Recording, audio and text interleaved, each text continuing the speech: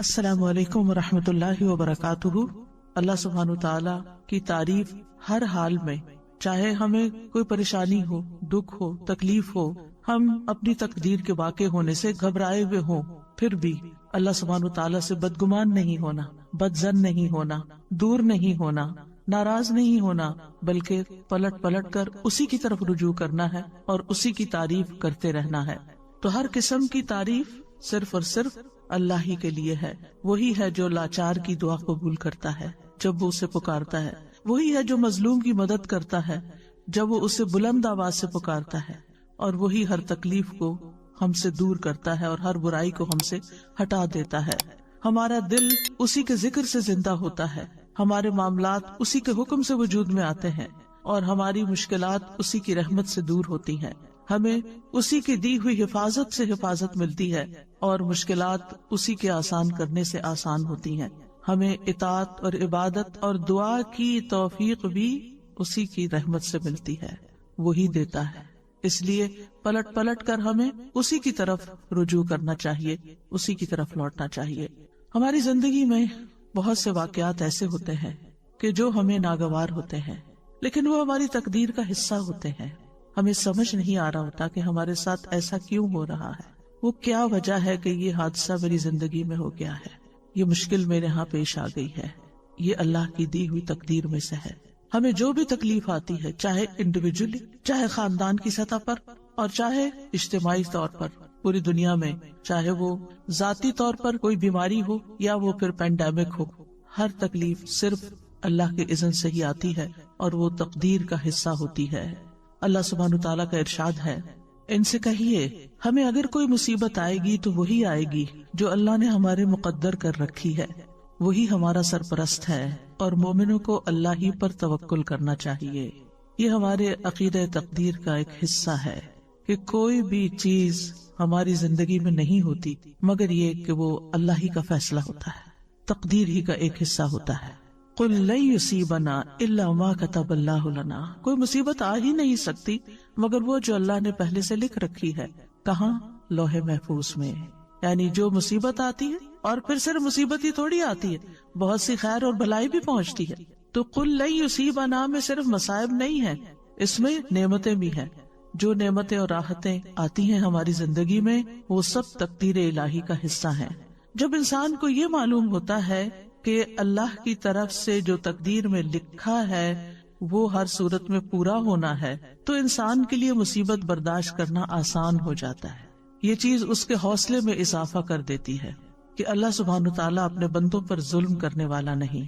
ہوا مولانا، وہ تو ہمارا مولا ہے، ہمارا مالک ہے، ہمارا محافظ ہے، ہمارا مددگار ہے، اور پھر اس کے مولا ہونے کا تقاضا یہ ہے کہ وہ ہمارے دینی اور دنیاوی تمام معاملات میں ہماری سرپرستی کرے، اور ہمارے لیے اس کے بندے ہونے میں کیا لازم ہے کہ ہم اس کی قضاء و قدر پر راضی رہیں۔ جو فیصلے وہ ہمارے بارے میں کرے ہم اس پر اعتماد کریں کہ وہ ظلم کرنے والا نہیں ہے۔ اس نے جو بھی فیصلہ کیا، جو نعمت دی یا جو تکلیف اس کی طرف سے آئی، یہ سب اسی کا فیصلہ ہے، ہمارے اختیار میں یہ نہیں ہے۔ یہ اللہ سبحانہ تعالیٰ کی مرضی سے آئی ہے، اور ہمارا اس پر یقین ہے کہ وہ اپنے بندوں پر کوئی ظلم نہیں کرتا۔ اللہ سبحانہ تعالیٰ کے ہر فیصلے میں انسان کے لیے بھلائی ہے، یعنی وہ خیر کا فیصلہ ہو یا زندگی میں آپ کے کوئی تکلیف آ گئی ہو، اس میں خیر ہی خیر ہے۔ بندہ مومن کا تقیہ کلام کیا ہوتا ہے؟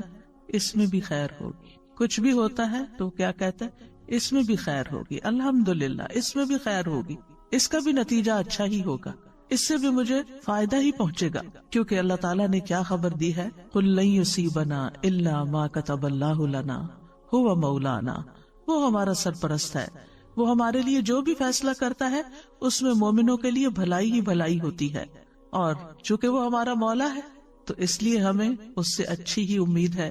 اور ولا مولا لہم، جیسے نبی صلی اللہ علیہ وسلم نے احد کے موقع پر فرمایا تھا کہ اللہ مولانا ولا مولا لہم، اللہ ہمارا مولا ہے اور ان کا کوئی مولا نہیں، یعنی جو اس پر ایمان نہیں رکھتے اور جو اس کی تقدیر پر ایمان نہیں رکھتے پھر ان کا کوئی مولا نہیں، ان کا کوئی سرپرست نہیں۔ اہل ایمان کو اللہ سبحانہ تعالیٰ اپنی پناہ میں لے لیتا ہے، اس لیے مومنوں کو کیا کرنا چاہیے؟ وَعَلَى اللَّهِ فَلْيَتَوَكَّلِ الْمُؤْمِنُونَ، مومنوں کو تو اللہ پر ہی توکل کرنا چاہیے، بھروسہ کرنا چاہیے۔ توکل کا معنی ہوتا ہے خیر کے حصول اور شر کے دور ہونے کے لیے اللہ تعالیٰ کو اپنا سہارا سمجھنا، اور جو اللہ تعالیٰ پر بھروسہ کرتا ہے وہ کبھی نامراد نہیں ہوتا، اور جو غیروں پر بھروسہ کرتا ہے تو وہ بے یار و مددگار رہتا ہے، کیونکہ وہ اس کی سرپرستی نہیں کر سکتے، اور اس طرح انسان اپنی امیدوں کے حصول میں بھی ناکام ہوتا ہے۔ تو توکل کیا ہوتا ہے؟ توکل یہ ہوتا ہے کہ انسان اپنی بے بسی کا اظہار کر دے کہ میرے بس میں کچھ نہیں، میرے پاس کچھ نہیں، اور ہر چیز کا مالک اللہ ہے، اور ہر کام اس کے اذن سے ہوتا ہے، وہی کرے گا، اور جو کرے گا وہ خیری کے فیصلے کرے گا۔ تو دنیا اور آخرت کے فوائد اور نقصانات، کیونکہ توکل کو سمجھنا بڑا ضروری، دنیا اور آخرت کے فوائد اور نقصانات کے معاملے میں دل کا اللہ کی ذات ہی پر اعتماد کرنا، دل کا اعتماد، اور یہ ایمان رکھنا کہ اللہ کے سوا کوئی عطا نہیں کر سکتا اور نہ کوئی روک سکتا ہے، نہ نقصان پہنچا سکتا ہے، نہ نفع دے سکتا ہے۔ اللہم لا مانع لما اعطیت ولا معطی لما منعت ولا ينفع ذا الجد منک الجد، یعنی کوئی بھی فائدہ ہے یا کوئی بھی نقصان ہے، اپنی زندگی میں آنے والے فوائد اور نقصانات دونوں کی طرف نظر کیجئے۔ اس معاملے میں کوئی بھی نقصان ہوا، کوئی بھی تکلیف آئی، کوئی بیماری آئی، کوئی مشکل آئی، کوئی بری خبر سنی، کوئی بھی چیز، یہ اللہ کا فیصلہ ہے، اور پھر دل کا اس بات پر اعتماد ہے، ایمان ہے، یقین ہے کہ اللہ اچھا ہی کرے گا۔ اگر بظاہر نظر آنے والی کسی تکلیف کے ذریعے انجام میرا وہ اچھا کرنا چاہتا ہے تو بھی میں اس کی رضا پہ راضی، اور اگر نفع پہنچا کر وہ مجھے کوئی فائدہ دینا چاہتا ہے تو بھی میں اسی کے شکر گزار ہوں۔ یعنی اپنا ہر معاملہ اللہ تعالیٰ کے سپرد کر دینا، اور اس بات کا یقین رکھنا کہ اگر اس نے میرے لیے خیر لکھی ہے تو کوئی روک ہی نہیں سکتا، اور اگر اس کی طرف سے میرے لیے کوئی آزمائش یا تکلیف راستے میں ہے تو پھر کوئی اور میری مدد کر ہی نہیں سکتا۔ تو جو شخص اللہ پر بھروسہ کرتا ہے، اللہ تعالیٰ اس کے ارادوں کے لیے کافی ہو جاتا ہے۔ یعنی ہم زندگی میں مختلف کاموں کے لیے ارادے کرتے ہیں، نیت کرتے ہیں، ہم سوچتے ہیں کہ ہم کوئی سفر کریں گے، یا ہم کوئی کاروبار کریں گے، یا ہم کوئی ڈگری کریں گے، تو ان تمام ارادوں میں انسان کو طرح طرح کے خوف بھی لاحق ہوتے ہیں، خدشات ہوتے ہیں اس کے دل میں۔ تو پھر جب انسان اپنی سی کوشش کر لیتا ہے، پڑھائی کے لیے محنت کر لیتا ہے، جاب کے لیے محنت کر لیتا ہے، یا ٹریولنگ کے لیے اپنے سارے بندوبست کر لیتا ہے، تو اس کے بعد اس کے دل کو ایک اطمینان ہو جانا چاہیے کہ اب میں نے اپنی طرف سے محنت کر لی ہے، اب اس کے بعد معاملہ میرا اللہ کے سپرد ہے، ہوگا یہ سب کچھ اسی وقت جب اللہ چاہے گا، اور جو وہ چاہے گا وہی میرے حق میں خیر کا فیصلہ ہوگا۔ تو جو اللہ پر بھروسہ کرتا ہے تو اللہ تعالیٰ اس کو شر سے بچا لیتا ہے، اور مصیبتوں سے نجات دیتا ہے، اور لوگوں کے شر سے بھی محفوظ رکھتا ہے۔ تو ہم سب جانتے ہیں کہ ہمارا اللہ سبحانہ و تعالیٰ پر، اس کے رسول پر، اس کے فرشتوں پر، کتابوں پر ایمان کے علاوہ تقدیر پر بھی ایمان ہے، کہ ہماری زندگی میں جو کچھ ہو رہا ہے یہ اللہ کے اذن سے ہو رہا ہے، یہ اللہ کے فیصلے ہیں جو ہم پر نافذ ہوئے ہیں۔ ہماری تخلیق کی ابتدا سے لے کر کہ ہم لڑکی ہوں یا لڑکا ہوں، ہماری کیا شکل و صورت ہو، ہماری آنکھوں کا رنگ کیسا ہو، ہماری ہائٹ کتنی ہو، ہماری عمر کتنی ہو، ہمارا رزق کیا ہو، یہ سب اللہ سبحانہ تعالیٰ نے ڈیسائیڈ کیا ہے، اور وہ چیزیں ہمیں وقت کے ساتھ ساتھ پہنچ رہی ہیں، وہ چیزیں ہماری زندگی میں ہو رہی ہیں۔ اس پر ایمان رکھنا کہ ان چیزوں کا اصل مالک اللہ ہے، یہ ہمارے لیے بہت ضروری ہے۔ تقدیر کے لیے عربی میں دو لفظ استعمال ہوتے ہیں، ایک ہے قضاء اور ایک ہے قدر۔ قضاء کا لفظی مطلب ہوتا ہے فیصلہ کرنا، جیسے قاضی ہوتا ہے، اور قدر کا مطلب ہوتا ہے اندازہ مقرر کرنا۔ تو قدر وہ تقدیر ہے جو اللہ سبحانہ تعالیٰ نے اپنی مخلوقات کے معاملے میں اپنے علم کے مطابق مقرر کر دی ہے، اور قضاء وہ فیصلہ ہے جو اللہ نے اپنی مخلوقات کے معاملے میں کیا ہے، اور اس کو حقیقت واقع میں وجود بخشا ہے، یعنی اس کو وجود بھی دیا ہے۔ تو اس بنا پر قضاء اور قدر پر ایمان لانے کا مطلب کیا ہے کہ اللہ سبحانہ و تعالیٰ کے ازلی علم، یعنی جو آئندہ قیامت تک ہونے والا سب اللہ کے علم میں ہے، اور اللہ سبحانہ و تعالیٰ کی جاری ہونے والی مشیت، یعنی وہی ہوتا ہے جو اللہ چاہتا ہے، اور اس کی قدرت پر ایمان لانا۔ اس کی قدرت ہر چیز پر محیط ہے، ہر مخلوق پر محیط ہے۔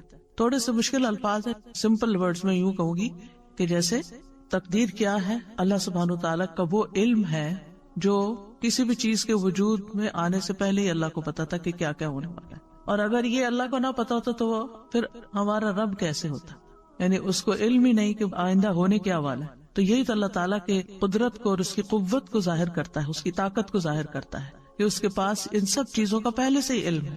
اور پھر یہ کہ یہ صرف علم کی حد تک نہیں ہے، بلکہ اس کے علم کے مطابق اور اس کا علم جو لکھا ہوا ہے اس کے مطابق یہ فیصلے جاری بھی ہو رہے ہیں. ہوتا وہ ہے جو وہ چاہتا ہے، اس کی مشیت کے مطابق سب کچھ جاری ہوتا ہے. یاد رکھیے تقدیر پر ایمان لانا ارکان اسلام میں سے ہے. قرآن مجید میں آتا ہے انا کل شیء خلقناہ بقدر، یہ دلیل ہے اس کی، ہم نے ہر چیز کو ایک اندازے پر پیدا کیا ہے. سورۃ الاحزاب میں آتا وکان امر اللہ قدرا مقدورا، اور اللہ کا حکم ایک طے شدہ فیصلہ ہوتا ہے. اللہ کا حکم طے شدہ فیصلہ ہوتا ہے. سورۃ الفرقان میں آتا ہے وخلق کل شیء فقدرہ تقدیرا، اللہ نے ہر چیز کو پیدا کیا پھر اس کا اندازہ مقرر کیا. لہٰذا ہم میں سے کون ہے جو ان آیات کو جھٹلا سکتا ہو یا وہ کہے کہ تقدیر وقدیر کچھ نہیں ہوتی. آج کل ایسے لوگ بھی دیکھنے کو ملیں گے کہ جو تقدیر پر ایمان نہیں رکھتے، وہ کہتے تقدیر کچھ نہیں ہوتی، ہوتا وہی ہے جو انسان خود کرتا ہے، آپ کی تقدیر آپ کے اپنے ہاتھ میں. ایسا نہیں ہے. اللہ سبحانہ وتعالیٰ کیا فرما رہے وَخَلَقَ كُلَّ شَيْءٍ فَقَدَّرَهُ تَقْدِيرًا، اللہ نے ہر چیز پیدا کی پھر اس کی تقدیر مقرر کی. تقدیر قدر سے، قدر کا مطلب کیا تھا؟ اندازہ کرنا کہ کتنی بڑی ہوگی، کتنی چھوٹی ہوگی، کیا اس کی ایج ہوگی، کیا کرے گی، کیا فائدہ دے گی، کیا نقصان دے گی، یہ سب اس کا مقرر کردہ ہے. تقدیر پر ایمان کے 4 ارکان ہوتے ہیں، یہ 4 مراتب ہوتے ہیں. پہلا مرتبہ اللہ کے علم پر ایمان لانا کہ اللہ تعالیٰ علم رکھتا ہے. دوسرا اس بات پر ایمان لانا کہ قیامت تک جو کچھ ہونے والا ہے اس نے لوح محفوظ میں لکھ دیا ہے، یعنی اللہ کا علم یہ لکھا ہوا ہے. تیسرا اللہ کی مشیت اور ارادے پر ایمان لانا جو اس کی قدرت کاملہ کے مطابق نافذ ہونے والا ہے، یعنی اللہ سبحانہ وتعالیٰ کا ارادہ ہے اور اس کا ارادہ پورا ہوتا ہے. چوتھا اللہ نے ہر مخلوق کو پیدا کیا ہے اور اس تخلیق میں اس کا کوئی شریک نہیں. تو ہمارا اس بات پر ٹھوس ایمان ہے کہ اللہ سبحانہ وتعالیٰ اپنے ازلی سے مطلب یہ کہ بگننگ سے علم کی بنا پر ہر چیز کو جانتا ہے، جو کچھ ہو چکی، جو ہو رہی ہے، جو آئندہ ہونے والی ہے، سب کچھ اس کے لیے غیب اور حاضر کیا ہے؟ برابر ہے. پھر یہ کہ اللہ کا علم مخلوق کے علم جیسا نہیں، اللہ کے علم نے ہر چیز کو گھیر رکھا ہے. وَأَنَّ اللَّهَ قَدْ أَحَاطَ بِكُلِّ شَيْءٍ عِلْمًا، اللہ نے ہر چیز کو علم کے ساتھ گھیرا ہوا ہے، یعنی اللہ تعالیٰ کو اس کی ہر ڈائمینشن، ہر صورت، ہر اس کی نتائج، اثرات، سب کچھ پتا ہے. انسان نے تو بہت لیٹلی ڈسکور کیا نا کہ انسان کی زندگی کی بنیادی اکائی جو وہ سیل ہے، اور سیل کس چیز سے بنا ہوا ہے. لیکن اللہ سبحانہ تعالیٰ نے جب بنایا تھا اس سے پہلے اللہ جانتا تھا کہ وہ کیا بنانے والا ہے، تو وہ جانتا ہے سب کچھ. پھر یہ ہے کہ ان ساری چیزوں کی باریکیوں کو بھی جانتا ہے، یعنی ایک سیل جو ہے وہ کب بگڑتا ہے، کیوں بگڑتا ہے، اور پھر کس طرح اس کی اصلاح ہو سکتی ہے، اور انسان کیوں بیمار ہوتا ہے. یہ چیزیں انسان آہستہ آہستہ سیکھ رہے ہیں، لیکن اللہ سبحانہ وتعالیٰ کو یہ سب کچھ پہلے سے ہی پتا تھا. اور پھر یہ کہ وَأَنَّ اللَّهَ عَلَّامُ الْغُيُوبِ، اللہ غیب کے سارے علموں کو خوب جانتا ہے. اور دوسری بات کیا کہی میں نے کہ اللہ نے تقدیر کو لوح محفوظ میں لکھ دیا ہے، اللہ کا یہ علم لکھا ہوا ہے.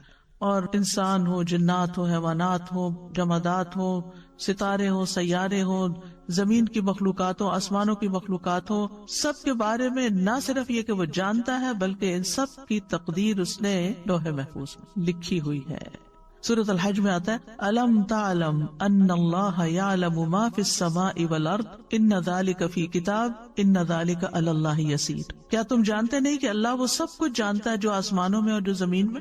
بلا شبہ یہ سب کچھ ایک کتاب یعنی لوح محفوظ میں درج ہے، اور اللہ کے لیے یہ بات بالکل آسان ہے. سورۃ یاسین میں آتا ہے وَكُلَّ شَيْءٍ أَحْصَيْنَاهُ فِي إِمَامٍ مُبِينٍ. یہ آیت تو سب پڑھتے ہیں نا، لیکن غور نہیں کرتے کہ مطلب کیا ہے. اور ہم نے ہر چیز کا ایک واضح کتاب میں ریکارڈ رکھا ہوا ہے، ہر چیز کا ریکارڈ موجود ہے، قیامت تک ہونے والی ہر چیز لکھی ہوئی ہے. اور پھر تقدیر کے تیسرا رکن کی وضاحت کیا ہے؟ اللہ جو چاہتا ہے وہ ہوتا ہے، جو نہیں چاہتا وہ نہیں ہوتا. اب دعا کے ساتھ اس کا کیا ریلیشن ہے؟ یعنی آپ سوچ رہے ہوں گے کہ ہم تو دعائیں سیکھنے کے لیے آئے اور یہ ہمیں عقیدہ تقدیر پڑھانے بیٹھ گئے. کیونکہ جب تک ہماری بنیاد مضبوط نہیں، ہماری دعائیں بھی صحیح نہیں ہوتی، اور پھر ہم دعاؤں کے بارے میں بھی بے یقینی کی کیفیت رکھتے ہیں، اور پھر وہ کبھی مانگتے ہیں کبھی نہیں مانگتے، اور مانگنے میں بھی کوئی لذت نہیں ہوتی. تو بات یہ ہے کہ آپ جو چاہتے ہیں اللہ سے مانگتے ہیں تو قبول اللہ ہی کرے گا، جو وہ چاہتا ہے وہ ہوگا، یعنی وہ نہیں ہوگا جو آپ چاہتے ہیں. اور اگر آپ کی چاہت اور اللہ کی چاہت ایک ہے تو وہ ہو جائے گا، اور اگر آپ کی چاہت کچھ اور ہے اور اللہ کی چاہت کچھ اور ہے تو کس کی چاہت بہتر ہے؟ اللہ کی چاہت. وہ ہم سے زیادہ ہم پر مہربان ہے، وہ ہم سے زیادہ ہمارے فائدے جانتا ہے. ہم صرف وقتی طور پر بہت شارٹ سائٹڈ ہے، تھوڑا سا اپنا فیوچر جانتے ہیں، وہ ہمارا لانگ ٹرم فیوچر جانتا ہے. اس کو پتا ہے کہ کون سی چیز اس وقت بندے کو دینی ہے اور کون سی چیز نہیں دینی. کون سی چیز آج اگر اس کو دے دی تو دنیا میں تو یہ خوش ہو جائے گا، لیکن اس کی آخرت برباد ہو جائے گی. اور اللہ ہم پر مہربان ہے، وہ قطعاً نہیں چاہتا کہ ہمیں ایک چھوٹی سی تھوڑی سی دیر کے لیے ایک دنیاوی فائدہ دے کے، ایک لذت دے کے، اور ہمیشہ کی زندگی ہماری مشکل میں ڈال دے. تو وہ ہم سے روک دیتا ہے، نہیں اس کو یہ نہیں دینا، کیونکہ یہ اس کے لیے بظاہر فائدے کی چیز ہے لیکن حقیقت میں اس کے لیے نقصان دہ. ہم اپنا نفع نقصان نہیں سمجھتے، اللہ سبحانہ وتعالیٰ خوب جانتا ہے. وہ جانتا ہے کہ ہمیں کیا ملنا چاہیے کیا نہیں ملنا چاہیے، اس لیے ہم دعا کرتے رہتے ہیں. اور آپ دیکھیے، پہلے بھی میں نے اس بات کا ذکر کیا تھا کہ اگر وہ نہ بھی ملے جو ایک چیز ہم مانگ رہے ہیں اور جس کے لیے روز دعا کرتے ہیں، صبح شام ہر وقت ہمارے دل میں غم لگا ہوا، وہی مانگتے رہتے ہیں، اگر وہ چیز نہیں بھی ملتی تو کیا کچھ بھی نہیں ملتا؟ آپ مسلسل عبادت کی حالت میں ہیں، جب تک آپ دعا کی حالت میں، آپ عبادت کی حالت میں، آپ کو عبادت کا اجر مل رہا ہے. اگر یہ مشکل آپ کی زندگی میں نہ ہو تو کیا آپ دعا کریں؟ کیا اللہ کو یاد کریں؟ کیا آپ کا اتنا اجر اکٹھا ہو؟ کیا آپ اتنی دیر عبادت کی حالت میں رہیں؟ تو اس میں بھی اللہ تعالیٰ کی مصلحت ہے کہ وہ کچھ دعاؤں کی قبولیت کو مؤخر کر دیتا ہے کہ یہ بندہ اور زیادہ دعائیں کرے. بعض لوگوں کی مناجات، بعض لوگوں کا رونا اللہ کے آگے، بعض لوگوں کا فریادیں کرنا اللہ کے آگے اللہ تعالیٰ کو بہت پسند آتا ہے، اور وہ چاہتا ہے کہ یہ بندہ کچھ دیر اور اسی حال میں رہے، ایسی ہی دعائیں کرے. کیونکہ جب ہر چیز ملی بھی ہوتی ہے نا تو بس ایک روٹین کی نماز ہوتی ہے، روٹین کی دعائیں ہوتی ہیں جس میں کوئی دل نہیں لگا ہوتا ہمارا. لیکن جب کسی مشکل میں ہوتے ہیں تو پھر ہم گڑ گڑا کے مانگتے ہیں، پھر رو کے مانگتے ہیں، پھر چپ کے مانگتے ہیں، پھر تنہائی میں مانگتے ہیں، پھر سب کے بیچ میں اجتماعی دعا کرتے ہیں، پھر کسی سے ریکویسٹ کرتے کہ آپ ہمارے لیے دعا کریں. اور آپ دیکھیے بندہ مومن جب پریشانی کی حالت میں ہوتا ہے تو گناہ جھڑنا شروع ہو جاتے ہیں. ایک اور فائدہ ہو رہا ہے، یعنی آپ ڈیٹاکس ہو رہے ہیں، آپ صاف ہوتے جا رہے ہیں. آپ کے اعمال نامے میں وہ لکھا چلا جا رہا ہے، آپ کا اعمال نامہ بس نہیں ہو رہا ہے. اگر دعا قبول نہ ہونے کے فائدے آپ گننا چاہیں، آپ حیران ہو جائیں کہ یا رب میں تو ایک چیز مانگ رہا تھا اور اگر آپ نے وہ نہیں دی تو اس کے بدلے میں اتنی ساری چیزیں دے دی مجھے. تو اللہ سبحانہ وتعالیٰ پر اور پیار آتا ہے. تو بہرحال یہ یاد رکھیے، ہم چاہے ساری دنیا کی مدد حاصل کر لیں لیکن ہونا وہ ہے جو اللہ چاہتا ہے. یہ ہے تقدیر، اور یہ ہے تقدیر کے ساتھ ہمارا رشتہ دعا کا، کہ اس لیے ہمیں پلٹنا اسی کی طرف ہے. اور یہ آپ کو معلوم ہے نا کہ دعا تقدیر کو بدل دیتی ہے. تو ہونا وہ نا جو اللہ چاہتا ہے. تو پھر آپ اللہ کے آگے گڑ گڑائے. اگر اللہ تعالیٰ نے کچھ لکھا ہوا بھی ہے تو قلم اسی کے حکم سے چلتا ہے. یمحو اللہ ما یشاء ویثبت، اللہ جس چیز کو چاہتا ہے مٹا دیتا ہے، جو چیز چاہتا ہے اس کو ثابت رکھتا ہے. ہر چیز اس کے اختیار میں، لہذا اس سے مانگتے چلے جائیں. یعنی یہ بات ہمارے دلوں میں راسخ ہو جانی چاہیے، ہونا وہ ہے جو اللہ نے کرنا ہے. کوئی نہ میری بگاڑ سکتا ہے نہ میری بنا سکتا ہے، اور یہی عقیدہ توحید ہے. کوئی میرا کچھ نہیں بگاڑ سکتا، کوئی مجھے کچھ فائدہ نہیں دے سکتا جب تک اللہ نہیں چاہے گا. تو اس کا مطلب یہ ہے کہ آپ نے اپنی ہر چیز کو کس کے ساتھ کنیکٹ کر دیا؟ اللہ کے ساتھ. یہی تو عبادت ہے، یہی عبادت ہے. یعنی ہم عبادت صرف چند ریچولز کو لیتے ہیں، جبکہ اللہ تعالیٰ کے ساتھ دل کا ایسا تعلق ہونا، ایسا یقین ہونا، ایسا ایمان ہونا، یہ سراسر عبادت ہی کے حصے ہیں. پھر آپ دیکھیے کہ قرآن مجید میں اللہ تعالیٰ فرماتے ہیں وَرَبُّكَ يَخْلُقُ مَا يَشَاءُ وَيَخْتَارُ، اور آپ کا رب جو چاہتا ہے پیدا کرتا ہے اور جسے چاہتا ہے منتخب کرتا ہے. هُوَ الَّذِي يُصَوِّرُكُمْ فِي الْأَرْحَامِ كَيْفَ يَشَاءُ، وہی تو ہے جو رحموں میں تمہاری صورت بناتا ہے جس طرح وہ چاہتا ہے. ہم چاہتے ہیں ہمارا بچہ ایسی شکل کا ہو، ایسی آنکھوں والا، ایسے رنگ کا ہو، نہیں، وہ جو چاہتا ہے وہ پیدا کرے گا، وہ آپ کے اختیار میں نہیں. اور پھر وَمَا تَشَاءُونَ إِلَّا أَن يَشَاءَ اللَّهُ رَبُّ الْعَالَمِينَ، اور تم چاہ نہیں سکتے مگر وہی جو کچھ اللہ رب العالمین چاہتا ہو. نبی صلی اللہ علیہ وسلم نے فرمایا تم میں سے کوئی یوں نہ کہے اے اللہ اگر تو چاہے تو مجھے معاف فرما، اے اللہ اگر تو چاہے تو مجھ پہ رحم فرما، بلکہ یقین سے دعا کرے، کیونکہ اللہ جو چاہے کرتا ہے، اسے کوئی مجبور کرنے والا نہیں. تو ہمیں کوئی سجیسٹ کرنے کی ضرورت نہیں کہ آپ جو چاہتے ہیں کریں، وہ تو آلریڈی جو چاہتا ہے کرے گا. ہمیں کیا کرنا چاہیے؟ یقین سے مانگنا چاہیے کہ اے اللہ آپ تو سب کچھ کر سکتے ہیں، آپ میری یہ مشکل آسان کر دیں یا آپ یہ چیز مجھے عطا کر دیں. اور پھر آپ دیکھیے چوتھی بات یہ کہ اللہ تعالیٰ آسمان و زمین کی ہر چیز کا خالق ہے اور ہمارے افعال کا خالق بھی ہے. یعنی مطلب یہ ہے کہ ہر چیز کو اللہ نے پیدا کیا ہے، جس میں بندے اور ان کے اعمال بھی شامل ہیں، یہ بھی کریٹڈ ہیں. اور یہ کہ اللہ سبحانہ و تعالیٰ اس کے باوجود ہم سے کیا چاہتا ہے کہ ہم اس کی اطاعت کے کام کریں اور اس کی نافرمانیوں سے بچیں. اور جب کوئی شخص اطاعت کے کام کرتا ہے تو نیکی کرتا ہے تو اللہ تعالیٰ نیک بندوں سے محبت کرتا ہے، اور جو اس کی اطاعت نہیں کرتے پھر ان سے محبت نہیں کرتا. اللہ سبحانہ تعالیٰ نے نیک کام بھی پیدا کیے ہیں اور غیر صالح اعمال بھی اللہ ہی نے پیدا کیے ہیں. اب ہم کیا چوز کرتے ہیں؟ ہمارا سارا امتحان ہماری چوائس کا ہے. اصل میں کریشن اللہ کی ہے، چوائس ہماری ہے کہ اس میں سے ہم کیا پسند کرتے ہیں. ہم اپنے لیے نیکی کے کام پسند کرتے ہیں یا ہم اپنے لیے کچھ اور پسند کرتے ہیں. تو اللہ خالق کل شیء وہو علی کل شیء وکیل، اللہ ہی ہر چیز کا پیدا کرنے والا ہے اور وہی ہر چیز کا نگہبان ہے. واللہ خلقکم وما تعملون، اللہ نے تمہیں بھی پیدا کیا اور ان چیزوں کو بھی جو تم بناتے ہو یا جو تم عمل کرتے ہو. تو یاد رکھیے جو ہوتا ہے وہ اللہ کے اذن سے ہوتا ہے، جو ہمیں فائدہ ملتا ہے وہ اللہ کی طرف سے آتا ہے. جب ہم اس بات کا یقین رکھیں گے تو اس کا فائدہ کیا ہوگا؟ یعنی مثلاً اللہ نے آپ کو اولاد کی نعمت دی تو اس پر آپ کس کے شکر گزار ہوں گے؟ اللہ تعالیٰ کے شکر گزار ہوں گے. یہ شکر کیا کرے گا؟ نعمتوں میں اضافہ کرے گا، اللہ کی رضا کا سبب بنے گا. اللہ نے آپ کو مال دیا، رزق دیا، اچھا ٹھکانہ دیا، تو جب آپ کو یہ پتا ہوگا کہ یہ اللہ نے دیا ہے تو پھر آپ ان میں سے ہر نعمت پر شکر ادا کرتے رہیں گے. اور جو شکر ادا کرتا ہے وہ سب سے زیادہ خوشحال انسان ہوتا ہے، کیونکہ وہ نعمتوں کو دیکھ رہا ہوتا ہے. جو ناشکرے لوگ ہوتے ہیں نا، ان کی سب سے بڑی سزا ہی ناشکرا پن ہے کہ ان کو نعمتیں نظر نہیں آتی. ان کے آس پاس نعمتوں کے ڈھیر ہوتے ہیں لیکن وہ نہ ان کا دیکھنا انجوائے کرتے ہیں، نہ ان کی پریزنس کو فیل کرتے ہیں کہ اللہ کا شکر ہے یہ ہیں. ان کو صرف نظر آ رہا ہوتا ہے جو نہیں ہوتا. اولاد ہے، اس کی پریزنس ایک نعمت ہوتی، ان سے پوچھے جن کے پاس نہیں ہے. لیکن اگر ان میں کسی قسم کی کوئی کمی ہے یا ان کے ساتھ کوئی مشکل ہے، ہم صرف وہی دیکھتے رہتے ہیں. اور اللہ نے چونکہ ہر چیز کا ایک وقت مقرر کر رکھا ہے نا، اس وقت کے آنے پر اولاد کو بھی وہ چیز مل جائے گی، ان کا بزنس فلرش کر جائے گا، ان کی جاب لگ جائے گی، ان کی ڈگری پوری ہو جائے گی، ان کی شادی ہو جائے گی، ان کے بچے ہو جائیں گے. ہر چیز کا ایک وقت ہے بھائی، اس نے اپنے وقت پر ہی ہونا ہے. لیکن ہم چونکہ وقت سے پہلے چاہتے ہیں اس لیے ہم پریشان رہتے ہیں اور پھر شکر ادا نہیں کرتے کہ الحمدللہ صحیح سلامت ہے. اگر یہ بیمار پڑے ہوتے اور ہمیں ان کی خدمت کرنی پڑ جاتی. آپ دیکھیے ان پیرنٹس کو جن کے بچے اسپیشل بچے ہیں اور وہ اب تک اپنے والدین کی مدد کے محتاج ہیں. آپ نے بھی ایسی مائیں دیکھی ہوگی، ان کی زندگی میں صرف وہی چیز رہ جاتی ہے، یعنی وہ اپنا آپ بھی بھول جاتی ہے. وہ ہماری طرح آزادی سے گھوم پھر نہیں سکتی، انجوائے نہیں کر سکتی. تو اگر انسان دنیاوی معاملات میں اپنے سے نیچے والوں کو دیکھے تو اس کے دل کو قرار آ جائے کہ شکر ہے تو نے مجھے صحیح سلامت بچہ دیا ہے. کیا ہوا اگر اس بچے کو آپ نے یہ نہیں دیا، جو بھی چیز اس کی زندگی میں کمی ہے؟ کیونکہ عموماً مائیں اپنے سے بھی زیادہ اپنے بچوں کی زندگی میں جو کمی ہوتی ہے اس کا غم کھائے رکھتی ہیں. اور اگر ہم تھوڑا سا اپنا طریقہ بدل لیں، انہی بچوں کے بارے میں شکر ادا کرنا شروع کر دیں. اللہ تیرا شکر ہے تو نے دیا، اللہ تیرا شکر ہے زندگی ہے، صحت ہے، سلامتی ہے، اللہ تیرا شکر ہے. اب دیکھیے اس شکر کی بنا پر اللہ سبحانہ تعالیٰ آپ کو وہ بھی دے دے گا جو اب تک نہیں ملا، جو آپ مانگ رہے ہیں.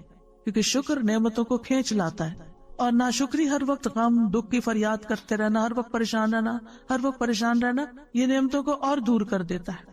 تو یاد رکھیے تقدیر پر ایمان لانا ہمارے ایمان کا حصہ ہے.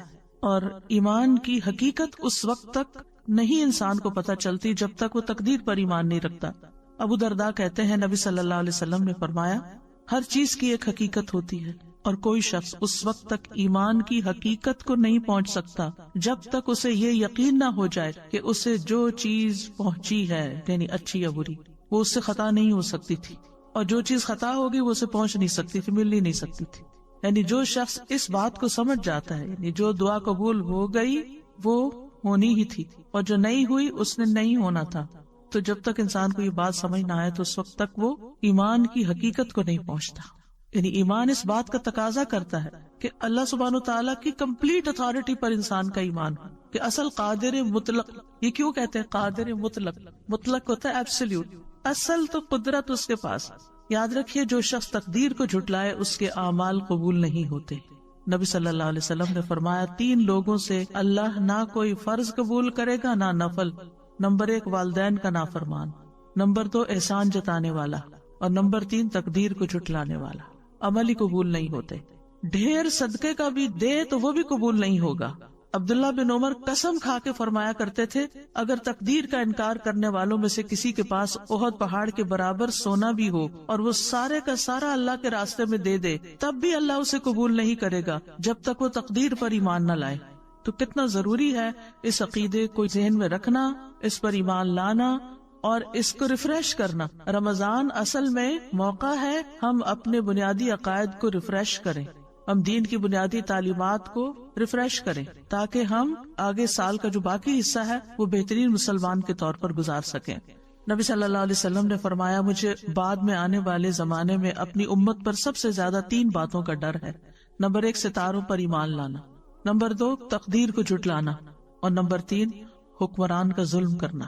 ایک اور حدیث میں آتا ہے نبی صلی اللہ علیہ وسلم نے فرمایا یہ آیت میری امت کے آخری زمانے کے اللہ عز و جل کی تقدیر کے جھٹلانے والے لوگوں کے بارے میں نازل ہوئی ہے۔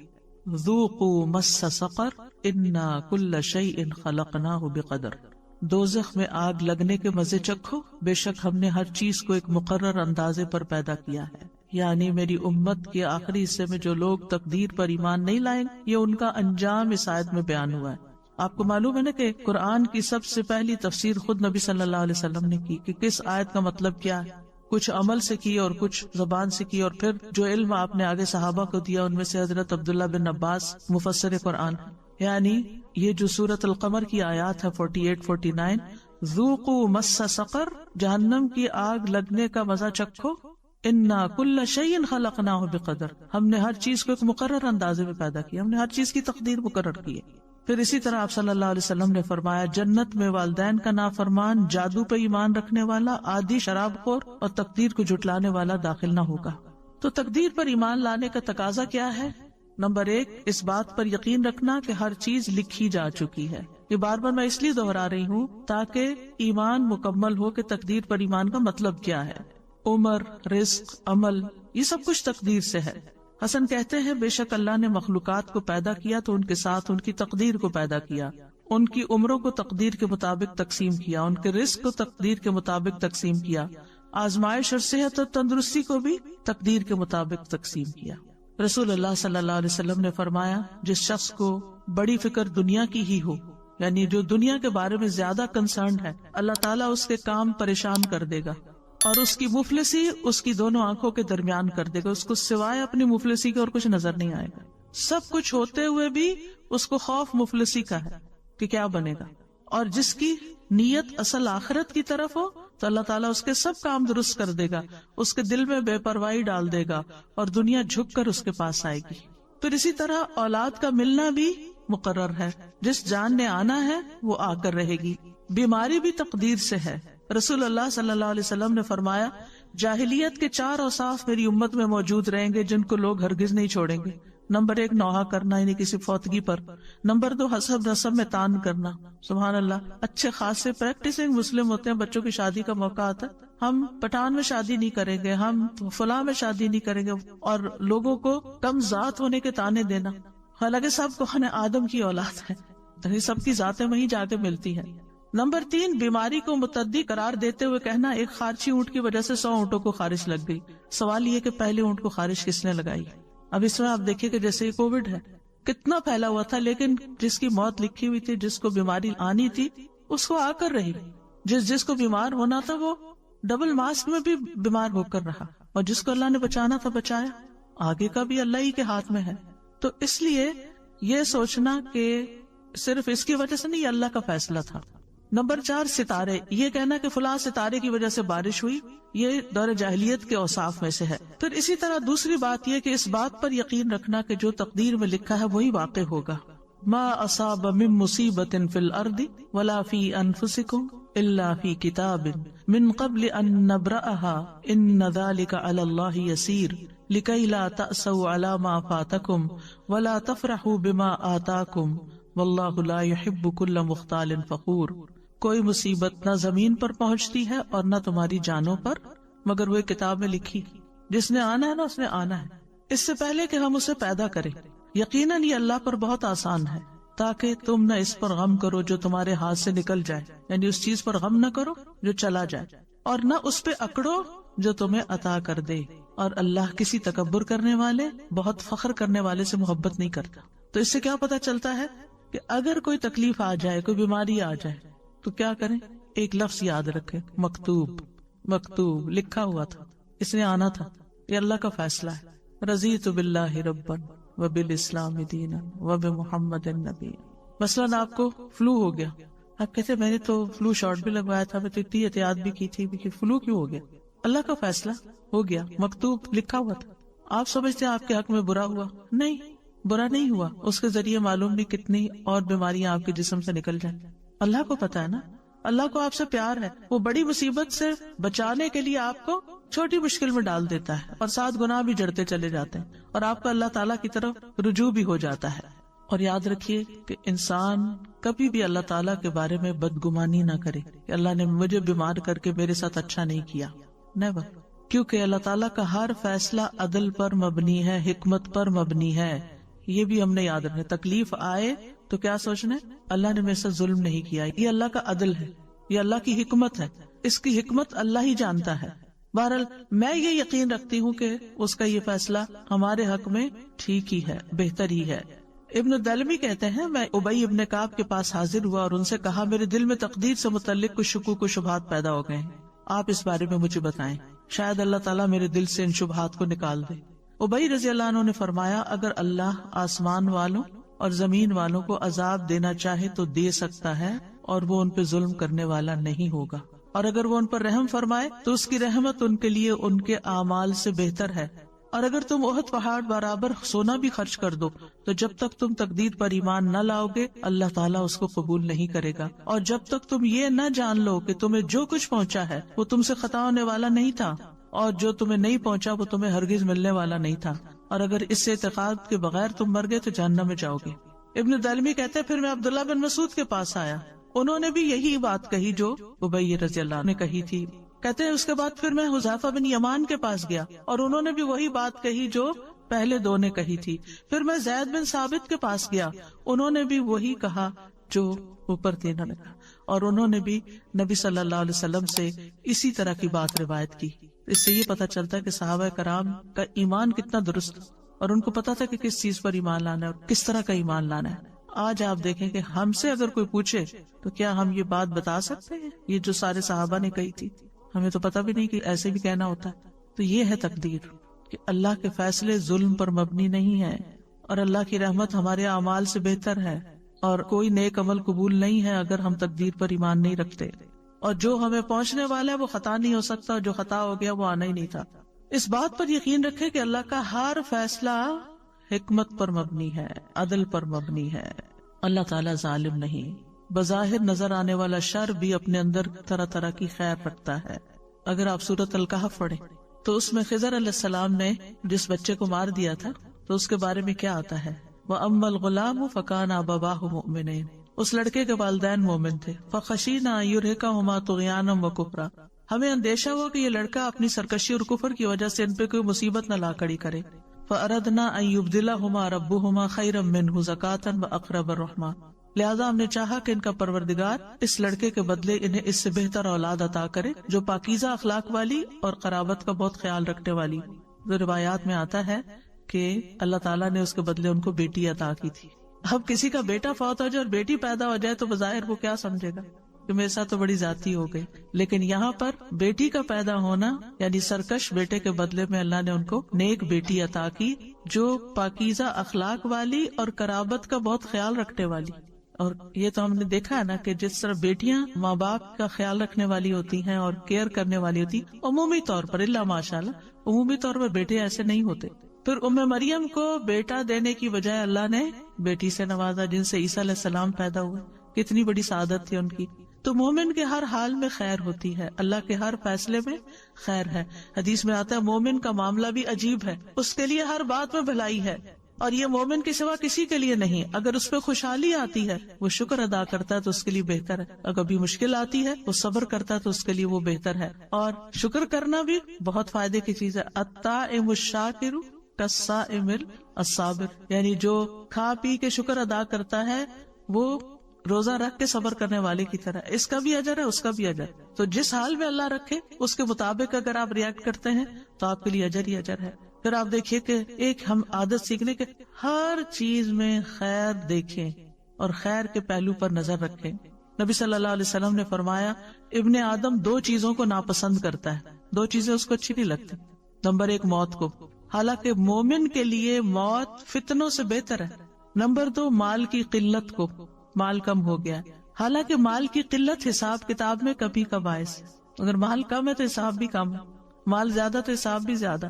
زندگی میں کوئی حادثہ پیش آ جائے تو یہی کہا کریں لا تحسبوہ شرا لکم بل ہوا خیر لکم، تم اسے اپنے لیے برا مت سمجھو بلکہ یہ تمہارے لیے بہتر ہے، نہیں تمہیں پتا کہاں کہاں اس کی وجہ سے بہتری بھی ہو گئی۔ سفیان کہتے ہیں انسان جو ناپسند کرتا ہے وہ اس کے لیے بہتر ہوتا ہے اس سے جس کو وہ پسند کرتا ہے، کیونکہ ناپسندیدہ چیز اسے دعا پر ابھارتی ہے اور جسے وہ پسند کرتا ہے وہ اسے آگ لگاتا ہے۔ یعنی دنیا کی عیش و عشرت چاہتا ہے اور وہ اس کے لیے بعض اوقات اللہ سے دوری کا باعث بن جاتی ہے۔ بہت دفعہ ایسا بھی ہوتا ہے کہ جب کسی تکلیف کا انجام سامنے آتا ہے لیٹر آن تو وہ ہمیں خوش کر دیتا ہے، اس وقت اللہ کے فیصلوں کی حکمت سمجھ آتی ہے۔ ابن عمر کہا کرتے تھے انسان اللہ سے بھلائی طلب کرتا ہے تو اللہ اس کے لیے کسی چیز کو منتخب کر لیتا ہے، یعنی اس کے لیے کسی تکلیف کو منتخب کر لیتا، مطلب یہ تھا۔ پھر وہ اپنے رب سے ناراض ہو جاتا ہے اور اپنے انجام کا انتظار نہیں کرتا۔ پھر جب انجام سامنے آتا ہے تو پتا چلتا ہے کہ اللہ نے اس کے حق میں بہتری کی کہ اس کو اس مشکل رستے سے گزار کر یہ نعمت دی۔ اللہ ہماری مصلحتوں کو ہم سے زیادہ بہتر جانتا ہے، اس لیے اللہ کے فیصلوں پر اعتماد ہونا چاہیے۔ آپ دیکھیں کہ بچے جب چھوٹے ہوتے ہیں نا تو ماں باپ سے اکثر ناراض رہتے ہیں، ہمیں کیوں اسکول بھیجتے ہیں، ہمیں کیوں ہوم ورک کرنے کو کہتے ہیں، ہمیں کیوں چھٹی نہیں کرنے دیتے، ہمیں کیوں فلاں چیز نہیں لے کے دیتے، ہمیں کیوں زیادہ چاکلیٹ نہیں کھانے دیتے، کیونکہ ان کا بس چلے تو کھانے پینے کی جگہ صرف سویٹس اور کینڈیز ہی کھا لیں تو ماں باپ نہیں کھانے دیتے۔ یعنی جتنی بھی چیزیں ہیں آپ دیکھیں کہ بچے آپ سے خوش نہیں ہوں گے، وہ آپ کو اپنا دشمن سمجھیں گے کہ شاید ہم ستیلے ہیں یا انہوں نے کہیں سے اڈاپٹ کیا ہوا ہمیں، جو اتنی سختی ہم پر کرتے ہیں۔ لیکن جب بڑے ہوتے ہیں تو پھر تھینک فل ہوتے ہیں، آپ کا شکریہ کہ آپ نے ہم پر سختی کی، ہمیں پڑھایا لکھایا اور ہمیں یہاں تک پہنچایا۔ بندہ بھی جب تکلیف کی حالت میں ہوتا ہے تو برے برے خیال سوچتا ہے بس اور پھر جب اس کا انجام دیکھتا ہے تو اس وقت شکر گزار ہوتا ہے کہ اللہ تیرا شکر ہے کہ تو نے فلاں سے بھی بچا لیا، فلاں چیز سے بھی بچا لیا، فلاں اور میرے لیے تو نے یہ رکھ دیا۔ ابن تیمیہ کہتے ہیں مصائب عام لوگوں کے حق میں رحمت اور نعمت ہے سوائے اس وقت کے کہ اگر ان مصیبتوں کی وجہ سے مصیبت والا شخص اس بڑی نافرمانی اور مصیبت میں مبتلا ہو جائے جو اس سے پہلے تھی تو یہ مصیبت اس لحاظ سے اس کے لیے شر بن جائے گی، لیکن اگر وہ اس کی وجہ سے اور نیکی کی طرف آ جاتا ہے تو پھر کیا ہوتا ہے، وہ مصیبت اس کے لیے خیر کا باعث بن گئی۔ چوتھی چیز کیا ہوئی، تقدیر کے فیصلوں پہ اللہ سے راضی رہنا ہے اور ناراض نہیں ہونا، اللہ کو الزام نہیں دینا، اللہ کی تقسیم پہ راضی رہنا ہے۔ نبی صلی اللہ علیہ وسلم نے فرمایا اللہ کی تقسیم پر راضی رہو، تم لوگوں میں سب سے بڑے غنی بن جاؤ گے۔ ہر حال میں اللہ کا شکر ادا کرنا ہے، خوشی ملے تو الحمدللہ، تکلیف آئے تو الحمدللہ ہی علی کل حال۔ حسن کہا کرتے تھے تم اللہ سے راضی ہو جاؤ اللہ تم سے راضی ہو جائے گا۔ ہم چاہتے ہیں نا اللہ ہم سے راضی ہو جائے تو پھر اللہ تعالیٰ کی تقدیر پہ راضی ہو جایا کرو اور اللہ کا جو حق ہے اسے اپنی طرف سے ادا کرو۔ کیا تم نے نہیں سنا اللہ تعالیٰ کا فرمان ہے رضی اللہ عنہ ورضوا عنہ، اللہ ان سے راضی ہو گیا اور وہ اللہ سے راضی ہو گئے، اور جو راضی ہو جاتا ہے اس کی زندگی میں برکت اور وسعت آ جاتی ہے۔ نبی صلی اللہ علیہ وسلم نے فرمایا اللہ تبارک و تعالیٰ اپنے بندے کو جو کچھ دیتا ہے وہ اس میں اس کا امتحان بھی لیتا ہے۔ سو جو شخص اللہ تعالیٰ کی تقسیم پر راضی ہو جائے اللہ اسے برکت اور وسعت دیتا ہے، اور جو راضی نہ ہو اس کو برکت نہیں ملتی۔ پھر زبان سے بھی رب کی رضا کے کلمات ادا کرنے چاہیے۔ جیسے نبی صلی اللہ علیہ وسلم کے بیٹے ابراہیم فوت ہو گئے تھے تو آپ نے کیا فرمایا، آنکھیں روتی ہیں دل غمگین ہے اور ہم نہیں کہتے مگر وہی جس سے ہمارا رب راضی ہے۔ زبان سے کوئی ایسی بات نہیں نکلے گی، اے ابراہیم ہم تمہاری جدائی کے سبب غمگین ہیں، اپنے غم کا اظہار کیا لیکن اللہ سے ناراضگی کا اظہار نہیں کیا۔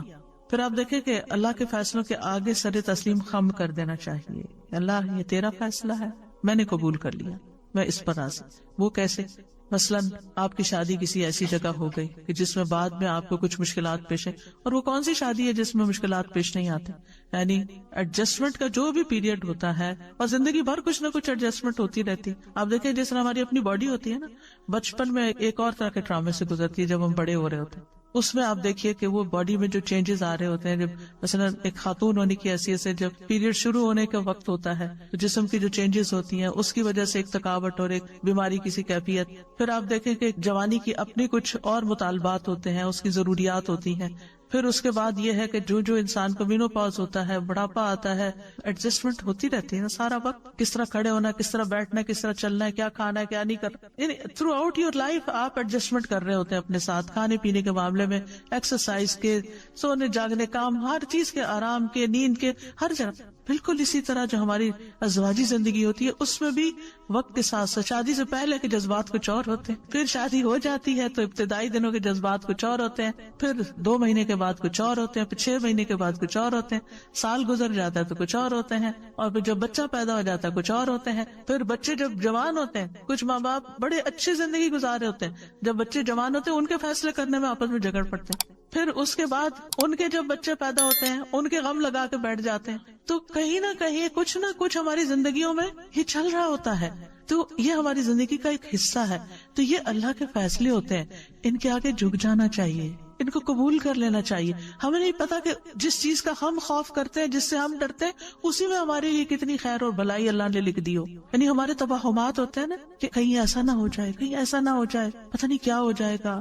تو ہر معاملے میں نا، مثلا بچے جب اسکول ہی جا رہے ہوتے ہیں نا تو اس وقت بھی اس اسکول میں داخل کراتے نا زیادہ اچھا تھا، اس پروگرام میں بھیجتے تو زیادہ اچھا تھا، میرا خیال ہے ہم نے غلطی کی اس کو ڈاکٹر بنا کے، میرا خیال ہے ہم نے غلطی کی یہاں شادی کر کے. یعنی ساری زندگی انسان فیصلے بھی کر لیتا ہے اور پھر ریگریٹس بھی ساتھ ساتھ چل رہی ہوتی ہیں.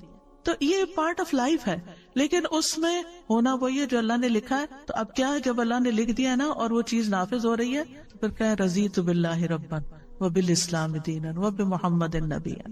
اور اسی معاملے میں پھر ہمیں اللہ پر توکل کرنا پڑتا ہے. توکل انسان کے اندر اعتماد لے آتا ہے، انسان کے اندر اطمینان پیدا کر دیتا ہے. اور کیوں نہ توکل کرے، ہوا مولانا، وہ ہمارا مولا ہے نا، اس نے کام سنوارنے، میرے ہاتھ میں تھوڑی اپنی تقدیر، میرے ہاتھ میں تھوڑی اپنے فیصلے، اس نے کرنے اور اس کا ہر فیصلہ خیر پر مبنی ہے. اور بندہ جیسا گمان کرتا ہے نا اللہ کے بارے میں، اللہ تعالیٰ بھی اس کے ساتھ ویسے ہی معاملہ کرتا ہے. ایک شخص بیمار ہوا، نبی صلی اللہ علیہ وسلم نے اس کو فرمایا لا بأس طہور انشاءاللہ، کوئی بات نہیں، یہ پاک صاف کرنے کا ذریعہ ہے. تو اس نے کہا آپ یہ کہتے ہیں یہ گناہوں کو دھونے والا ہے؟ ہرگز نہیں، یہ تو ایک نہایت شدید قسم کا بخار ہے جو ایک بوڑھے پہ جوش مار رہا ہے، جو اسے قبر کی زیارت کرائے بغیر نہیں چھوڑے گا. برے برے الفاظ اس نے استعمال کیے. آپ نے فرمایا تو اچھا پھر یوں ہی ہوگا. یعنی آپ اللہ سے اچھا گمان کریں، اللہ آپ کے لیے اچھا کرے گا. جو چیز آپ کو پنچ کر رہی ہے نا، جو چیز آپ کو پریشان کر رہی ہے، اس کو کہیں یا رب، ایسے اپنے ذہن میں نا اس چیز کو ایک فزیکل فارم دیا کرے، اور پھر اس کو لپیٹ کے کہا کرے اللہ یہ آپ کے حوالے، آپ نے اس کی ٹیک کیئر کرنی ہے، میں نہیں کر سکتی، میرے دل کا یہ خوف دور کر دے، تو اس کی حفاظت کرنے والا، تو اس کی زیادہ کیئر کرنے والا ہے، تو نے اس کو پیدا کیا. جیسے بچے ہیں، موسیٰ نے کیا کیا تھا، یعنی کتنی بڑی مثال، اور کہاں جا کے پلے تھے، اور پھر وہاں کیا مشکل پیش آ گئی، اور پھر کہاں پہنچ گئے، پھر اللہ نے کیا کیا نہیں عطا کیا، کیسا بڑا مقام پہلے 5 اولو العزم رسول میں سے ہے. یوسف علیہ السلام، یعقوب علیہ السلام کے دل میں کیسے خدشات تھے جو ہر ماں باپ کے دل میں اولاد کے لیے ہوتے ہیں، خاص طور پر اگر اولاد آؤٹ اسٹینڈنگ ہو. لیکن ہر واقعہ جو ان کی زندگی میں پیش آیا وہ نہیں چاہتے تھے، لیکن واللہ غالب علی امری، اللہ اپنے فیصلوں میں غالب ہوتا ہے، لہٰذا وہی ہوا جو وہ نہیں چاہتے تھے، جو نہیں چاہتے تھے. چاہے کنواں تھا، چاہے ان کا بکنا تھا، چاہے عزیز مصر کے گھر میں مشکل پیش آنا تھا، چاہے جیل خانہ تھا، ایک کے بعد ایک بڑی مشکل آتی چلی گئی، لیکن انجام کیا ہوا، کہاں پہنچے، نبوت بھی ملی، بادشاہت بھی ملی، ہر چیز ان کے اختیار میں دے دی اللہ نے. ہمیں نہیں پتا جن چیزوں سے ہم ڈرتے ہیں اور ہم چاہتے ہیں نہ ہو، لیکن واللہ غالب علی امری، وہی ہوتا ہے جو اللہ چاہتا ہے. اور جب وہ ہو جاتا ہے لقد خلقنا الانسان فی کبد، انسان مشکلات میں پیدا کیا. زندگی پھولوں کی سیج نہیں کہ صرف آرام اور راحتیں ہی ملیں گی، مشکلات آئیں گی لیکن اس میں سے خیر بھی نکلے گی. اور مومن کے درجے بعض اوقات اس تکلیف سے زیادہ بڑھتے ہیں بنسبت اس نعمت کے جو اس کے پاس ہوتی ہے. اس لیے مصیبت پہنچنے پر اجر کی ہمیشہ امید رکھیں. نبی صلی اللہ علیہ وسلم نے فرمایا مسلمان پر کوئی مصیبت، بیماری، رنج و غم یا تکلیف ایسی نہیں آتی یہاں تک کہ کانٹا بھی چبھتا ہے تو اللہ اس کے بدلے اس کے گناہ دور کر دیتا ہے۔ پھر پانچویں چیز یہ ہے کہ تقدیر کے فیصلوں میں کسی کو الزام نہ دیں کہ تم اس کا سبب ہو۔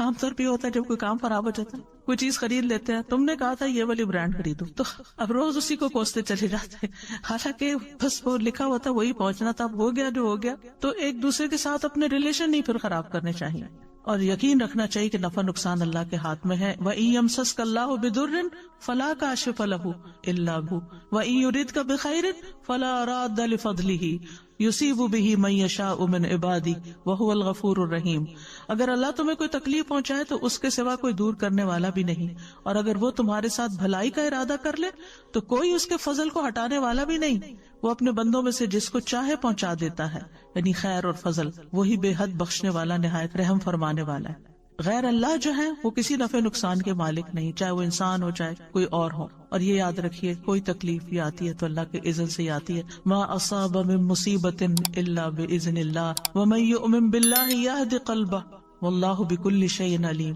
جو مصیبت آتی ہے اللہ کے اذن سے آتی ہے، اور جو اللہ پر اعتماد کرتا ہے، ایمان لے آتا ہے، اللہ اس کے دل کو ہدایت بخش دیتا ہے، اس کا دل کھول دیتا ہے، اس کے دل کو رہنمائی مل جاتی ہے، اس کو خیر نظر آنے لگتی، اور اللہ ہر چیز کو جاننے والا ہے۔ یاد رکھیے پوری دنیا مل کے نفع پہنچانا چاہے نا انسان کو نہیں پہنچا سکتے، مگر اللہ کا اذن ہو تو کوئی روک بھی نہیں سکتا۔ اس لیے تکلیفوں کا اگر اندیشہ ہو تو مصائب سے بچنے کے لیے معاملہ اللہ کے حوالے کر دیں۔ فَسَتَذْكُرُونَ مَا أَقُولُ لَكُمْ وَأُفَوِّضُ أَمْرِي إِلَى اللَّهِ إِنَّ اللَّهَ بَصِيرٌ بِالْعِبَادِ۔ آل فرعون میں سے ایک رجل مؤمن نے کھل کے فرعون کی مخالفت کی، اس کے فیصلوں کی، اور موسیٰ علیہ السلام کی بھرپور تائید کی۔ اب اس کے بعد ہونا کیا تھا کہ وہ کوئی اٹھاتا اسے اور قتل کر دیتا۔ فَوَقَاهُ اللَّهُ سَيِّئَاتِ مَا مَكَرُوا، ان کی چالوں سے اللہ نے اس مرد مومن کو بچا لیا۔ کیوں؟ کیونکہ اس نے کہا تھا اُفَوِّضُ أَمْرِي إِلَى اللَّهِ۔ تو اپنے بارے میں بھی، اپنی اولاد کے بارے میں بھی، یا اللہ میں نے آپ کے سپرد کی، آپ ان کی حفاظت کر، جیسے موسیٰ اور یوسف علیہ السلام کی تھی، جیسے آل فرعون کے اس رجل مؤمن کی تھی۔ مال کی طرف سے ڈر ہے، اولاد کی طرف سے، صحت کی طرف سے، کہیں یہ بیماری، کچھ لوگ یہ ہر وقت وہم لگا کہیں مجھے کینسر نہ ہو جائے، کہیں مجھے فلانا نہ ہو جائے، جو ہونا ہے ہو جائے گا، لیکن آپ اپنے آپ کو بھی اللہ کے سپرد کیا کریں۔ جو چیز اللہ کے حوالے کر دی جاتی ہے نا، اللہ سبحانہ وتعالیٰ اس کو درست کر دیتا ہے۔ اور پھر یہ ہے کہ اگر کوئی کام ایسا ہو گیا ہے جو پسند نہیں آیا تو اس کے بارے میں منفی جملے ادا نہ کریں، کیونکہ مصیبت کے وقت عام طور پر ہم بہت نیگیٹو ہو جاتے ہیں اور نیگیٹو باتیں کر کے سارے ماحول کو خراب کر دیتے ہیں۔ یہ نہیں ہونا چاہیے۔ یعنی کچھ لوگوں کو اگر مصیبت آتی ہے تو کہتے ہیں مجھے یہ مصیبت آنی تھی، میں نے کیا جرم کیا کہ مجھ پر یہ آزمائش آئی۔ اکثر ایسے جملے آپ کو سننے میں ملتے ہیں۔ تو اس طرح کی باتیں اللہ کی نعمتوں کا اور احسان کا انکار ہوتا ہے، اور اللہ کے بارے میں بدگمانی ہوتی ہے، اور اعتراض۔ ہم کون ہیں اللہ پر اعتراض کرنے والے؟ لہٰذا صحابہ جو تھے وہ ایسے جملوں کو سخت ناپسند کرتے تھے۔ ابن مسعود کہتے ہیں تم میں سے ایک شخص آگ کے انگارے کو مضبوط پکڑ لے یہاں تک کہ وہ بجھ جائے، یہ اس سے بہتر ہے کہ وہ اللہ کی تقدیر کے بارے میں کہے کہ کاش ایسا نہ ہوتا۔ یہ نہیں کہنا چاہیے کاش ایسا نہ ہوتا، جبکہ مشکل میں کیا بولنا چاہیے؟ قدر اللہ وما شاء فعل، اللہ کی تقدیر، جو اللہ نے چاہا کیا، اللہ کی تقدیر تھی، مکتوب۔ اور ایسے الفاظ نہ بولے جائیں جو اللہ کو ناراض کر دیں، یا یہ کہے کہ کاش میں یہاں نہ جاتا تو یہ حادثہ نہ ہوتا۔ ساتویں چیز یہ کہ تقدیر کو عذر نہیں بنانا چاہیے، ٹھیک ہے؟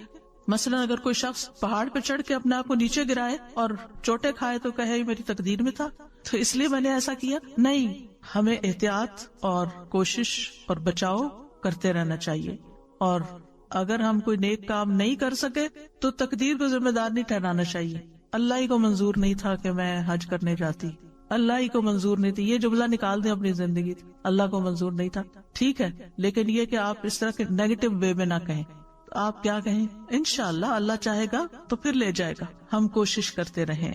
اور آٹھویں بات یہ کہ تقدیر پر ڈسکشن نہیں کرنی چاہیے، اس پہ گفتگو کی ممانعت ہے۔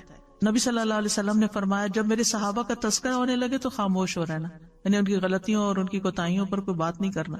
جب ستاروں کا ذکر ہونے لگے تو خاموش رہنا، علم نجوم پر ڈسکشن نہیں کرنا۔ جب تقدیر کے مسئلے کا ذکر ہونے لگے تو خاموش رہنا، کیونکہ یہ اللہ کا راز ہے۔ تقدیر کیا ہے؟ اللہ کا راز ہے، ہمیں نہیں بتایا اس نے کہ وہ کوئی کام کیوں کر رہا ہے، اور ضرورت بھی نہیں اس کو ہمیں بتانے کی، لہٰذا اس پر اپنی طرف سے کوئی فیصلے نہیں کرنے چاہیے اور بحث مباحثے نہیں کرنے چاہیے. ایک دفعہ صحابہ کچھ ایسا ہی کر رہے تھے، تقدیر پر بحث کر رہے تھے، تو رسول اللہ صلی اللہ علیہ وسلم نے دیکھا تو غصے میں آ گئے، حتیٰ کہ آپ کا چہرہ مبارک سرخ ہو گیا، گویا آپ کے چہرے پر انار کے دانوں کا رس نچوڑ دیا گیا ہو. پھر اسی طرح یہ ہے کہ جب کوئی ایمان لاتا ہے تو پھر اللہ سبحانہ وتعالی کے حکم کی تعمیل کرتا ہے. یہ چیز انسان کو شرک اور کفر سے بچا دیتی ہے. پھر شرعی احکام پر اعتراض سے انسان بچ جاتا ہے. تقدیر پر ایمان سے انسان کا ارادہ اور یقین توکل پختہ ہوتا ہے، دل مطمئن ہو جاتا ہے. یاد رکھیے کہ دل کو اطمینان اور چین حاصل نہیں ہو سکتا جب تک تقدیر پر ایمان نہ ہو. اور تقدیر پر راضی رہنے والے کی دنیا بھی جنت بن جاتی ہے کہ وہ تو وہ رہا ہے جو میرا رب چاہتا ہے، اور میرا رب جو چاہتا ہے وہ سب سے بہتر ہوتا ہے، اس لیے مجھے کوئی اعتراض نہیں. اب یہ ہے کہ ہمیں کچھ دعائیں بھی مانگنی چاہیے تاکہ اچھی تقدیر حاصل ہو اور بری تقدیر سے بچ جائیں، جس میں کوئی بھی چیز جو آپ کو بودر کرے کہ میری دعا قبول نہیں ہو رہی، یہ معاملہ بہت مشکل آ گیا ہے، تو کثرت کر دیں حسبی اللہ لا الہ الا ہوا علیہ توکلت وہو رب العرش العظیم. مجھے میرا اللہ کافی ہے، کیونکہ مشکل وقت میں نا سب ساتھ چھوڑ جاتے ہیں، پیارے سے پیارے رشتے بھی دور ہو جاتے ہیں، اپنے بھی غیر ہو جاتے ہیں، تو اس وقت اللہ کو پکارے حسبی اللہ لا الہ الا ہوا علیہ توکلت. جو چیز مجھے پریشان کر رہی ہے، خوفزدہ کر رہی ہے، اس کے بارے میں نے اللہ پہ بھروسہ کیا، وہ سب اچھا کر دے گا. وہو رب العرش العظیم، اور وہ عرش عظیم کا رب ہے. پھر یہ دعا ربنا لا تؤاخذنا ان نسینا او اخطانا ربنا ولا تحمل علینا اسرا کما حملته علی الذین من قبلنا ربنا ولا تحملنا ما لا طاقت لنا به واعف عنا واغفر لنا وارحمنا انت مولانا انت مولانا انت مولانا فانصرنا علی القوم الکافرین. پھر لا حول ولا قوت الا باللہ، یہ تو جنت کے خزانوں میں سے ایک خزانہ ہے. اس کی تکرار کر دینی چاہیے، کثرت کر دینی چاہیے. اس کا مطلب کیا ہے کہ اللہ کی مدد کے بغیر نہ کوئی چیز پھر سکتی ہے، ٹل سکتی ہے، اور نہ ہی کچھ کرنے کی قوت ہمیں حاصل ہو سکتی. یا اللہ کی مدد کے بغیر نیکی کرنے کی طاقت نہیں ہوتی اور برائی سے باز رہنے کی ہمت نہیں ہوتی. سب کچھ اللہ ہی کے اختیار میں ہے. جب بندہ یہ کہتا ہے تو پھر بندہ دراصل اپنے آپ کو اللہ کے سپرد کر دیتا ہے. اللہ تعالیٰ اس کو اپنی سرپرستی میں لے لیتا ہے. نبی صلی اللہ علیہ وسلم نے فرمایا کیا میں تمہیں جنت کے خزانوں میں سے کسی خزانے کا نام بتاؤں؟ میں نے کہا کیوں نہیں؟ آپ نے فرمایا لا حول ولا قوت الا باللہ. ابو ہریرہ کہتے ہیں میں سمجھتا ہوں کہ آپ نے یہ بھی فرمایا کہ اس پر جب انسان لا حول ولا قوت الا باللہ کہتا ہے تو اللہ تعالیٰ فرماتا ہے میرے بندے نے سر تسلیم خم کر دیا اور خود کو میرے حوالے کر دیا، سپرد کر دیا. حول کا کیا مطلب ہوتا ہے؟ تبدیلی ہونا. کوئی چیز تبدیل نہیں ہو سکتی الا باللہ، لا حول ولا قوت، اور کوئی اسٹرینتھ، قوت، طاقت، ریسورسز مجھے نہیں مل سکتے مگر اللہ ہی کی مدد سے. لا حول ولا قوت، لا حول، حول کا مطلب پھر نا یہ تکلیف دور نہیں ہو سکتی، یہ تقدیر نہیں ٹل سکتی، یہ مشکل آسان نہیں ہو سکتی، یہ چیز جو مجھے بادر کرتی ہے زندگی سے نہیں جا سکتی مگر اللہ کی قوت سے ضرور جا سکتی. ولا قوت، میرے پاس کوئی قوت نہیں، کسی کے پاس کوئی اختیار نہیں کہ وہ مجھے کوئی چیز دے سکے مگر اللہ کے پاس سارا اختیار ہے.